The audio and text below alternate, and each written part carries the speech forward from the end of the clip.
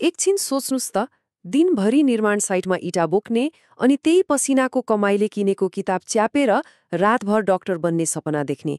यो कुनै फिल्मी कथा होइन। यो हो सत्यनारायण साफीको वास्तविक र प्रेरणाले भरिएको यात्रा, जहाँ उहाँले असम्भव जस्ता देखिने बाधाहरूलाई पनि जितेर देखाउनुभयो। शिक्षा नै जीवन परिवर्तन गर्ने माध्यम हो, यो उहाँका लागि एउटा भनाइ मात्र थिएन। यो त त्यो विश्वास थियो, त्यो शक्ति थियो जसले सत्यनारायणको हरेक पाइलामा ऊर्जा थपिदियो र उहाँको पुरै यात्राको जग बन्यो।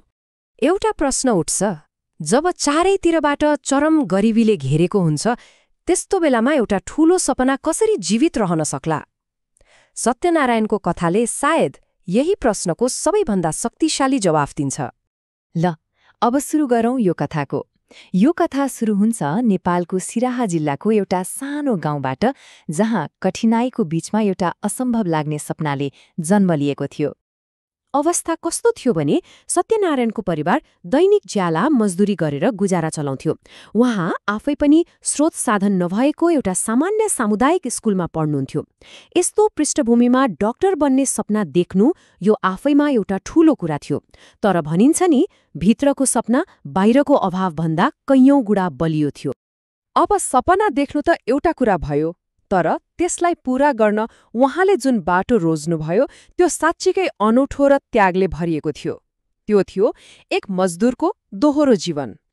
हेर्नुस्, डाक्टर बन्ने उहाँको सपना एकातिर थियो अनि अर्कोतिर थियो आर्थिक अभावको तीतो यथार्थ। यो दुई बीचको खाडल पूर्ण उहाँसँग एउटै मात्रै उपाय थियो, आफ्नो शरीरलाई श्रममा लगाउने र मनलाई पढाइमा।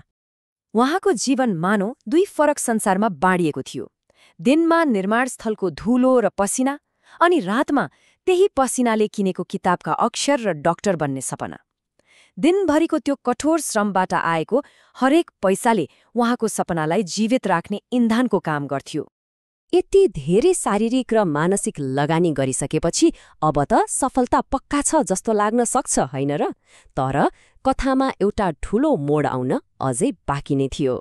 जीवनले उहाँको धैर्यको सबैभन्दा कठिन परीक्षा लिन लागेको थियो। महिनौसम्मको त्यो दोहोरो जीवन, रातभरको पढाइ, सबैको नतिजा के आयो? केवल एउटा शब्दमा, असफल। त्यो क्षणमा सायद धेरैको हिम्मत टुट्न सक्थ्यो, सपना चकनाचुर हुन सक्थ्यो। तर सत्यनारायणका लागि यो अन्त्य थिएन। उहाँले त्यो हारलाई नै आफ्नो हतियार बनाउनुभयो। उहाँ निराश हुनुको साटो त्यो असफलताबाट सिकेर आफूलाई अझै बलियो, अझै मजबुत बनाउनतिर लाग्नुभयो। भनिन्छ नि, हरेक असफलताले सफलताको भोकलाई अझै बढाइदिन्छ। अब हेरौँ उहाँको त्यो अटुट विश्वास र दोब्बर मेहनतले कथालाई कसरी एउटा सुखद मोड दियो। उहाँको सफलता कुनै चमत्कार वा संयोग थिएन, यो त तीनवटा कुराको परिणाम थियो: निरन्तरको मेहनत, कठोर आत्मअनुशासन र आफ्नो सपनाप्रतिको कहिले नडगमगाउने विश्वास।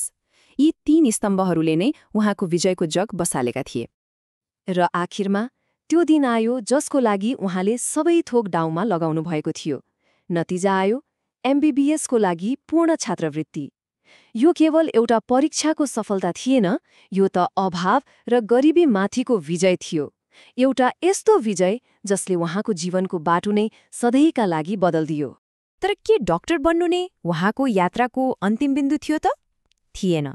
वास्तवमा यो त एउटा नयाँ र अझ ठूलो मिशनको सुरुवात थियो, व्यक्तिगत विजयबाट सार्वजनिक सेवातर्फको यात्रा। अहिले उहाँ राप्ती स्वास्थ्य विज्ञान प्रतिष्ठानमा MBBS पढ्दै हुनुहुन्छ र उहाँको लक्ष्य अब केवल व्यक्तिगत सफलतामा सीमित छैन। उहाँले जे भोग्नुभयो त्यसैले उहाँको भविष्यको लक्ष्य खोरिदिएको छ। डाक्टर बनेर गरिब, पिछडिएका र स्वास्थ्य सेवाबाट टाढा रहेका समुदायको सेवा गर्ने। सत्यनारायणको यो असाधारण यात्राले हामी सबैलाई केही न केही महत्त्वपूर्ण पाठहरू सिकाउँछ। आउनुहोस् ती पाठहरूबारे कुरा गरौँ। पहिलो र सबैभन्दा महत्त्वपूर्ण पाठ त के हो भने, प्रतिभा र सम्भावनालाई गरिबीको पर्खालले छेक्न सक्दैन।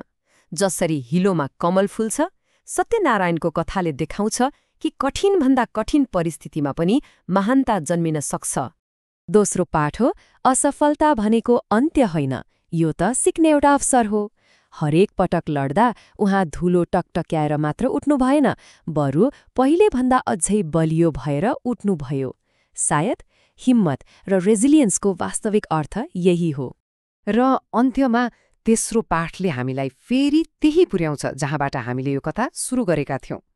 शिक्षा यो साँच्चीकै त्यो सबैभन्दा शक्तिशाली हतियार हो जसले एउटा व्यक्तिको मात्र होइन पुरै समाजको भविष्य बदल्ने ताकत राख्छ। सत्यनारायणको कथाले हामीलाई एउटा गहिरो प्रश्न सोच्न बाध्य बनाउँछ। हामीले आफ्नो जीवनमा भोगिरहेका सङ्घर्षहरूको उद्देश्य के हुन सक्छ र हामी कसरी ती सङ्घर्षहरूलाई नै आफ्नो सबैभन्दा ठूलो शक्तिको स्रोत बनाउन सक्छौं।